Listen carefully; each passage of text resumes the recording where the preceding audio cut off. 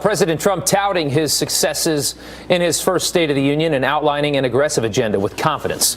But as expected, the Democrats railed against the president in their response. Here now is former Deputy Assistant to President George W. Bush, Brad Blakeman, and liberal political commentator Wendy Osefo. They should look very familiar if you watched the show yesterday. We're back again after the big speech, guys, and we just want to start off with what you thought about it. Wendy, I'm going to start with you. A lot of people on the left say it wasn't bringing people together at all.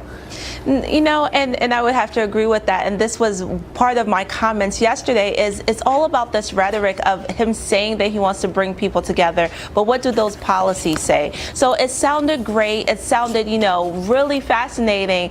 But at the end of the day, what is he going to do today? So as I was talking to people, the comment that I continue to express is I really do not care what the president said yesterday. But what I care about is what the president does today. And that's how we have to look at it. What is he going to do now that he's delivered that riveting speech? How is he going to implement policy that reflects that?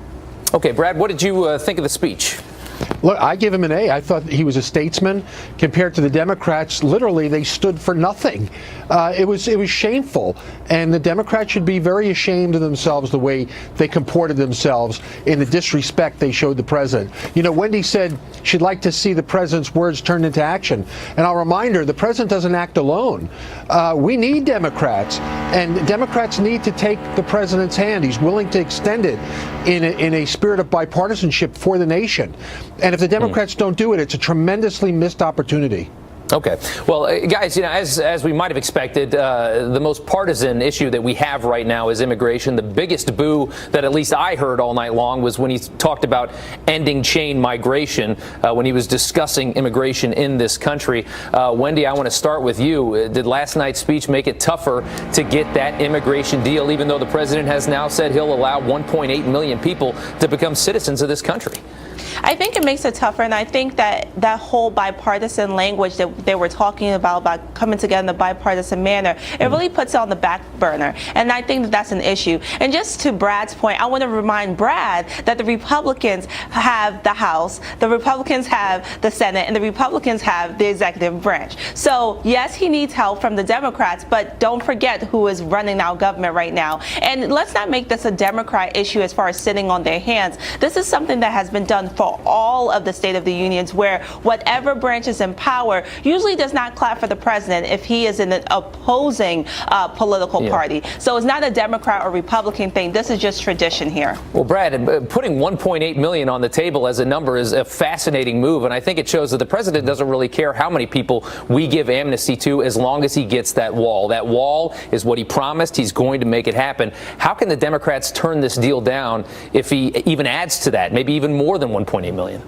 Well, Democrats have to learn to love America more than they hate the president.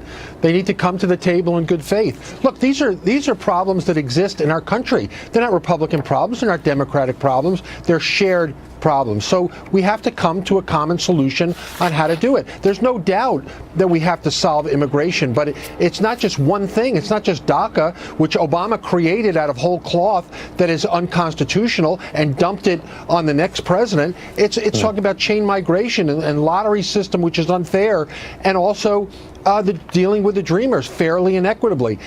Look, this president is transactional. He's not an ideologue. He will make a deal if the deal is to be made, and Democrats should take him up on it. Okay. All right. Fair enough. Finally, I guess, Wendy, over to you. It was a big 2017 for the president. It got off to a slow start, but then he really started moving there and got a lot of progress done. Do you see 2018 going as well as we go into the midterms?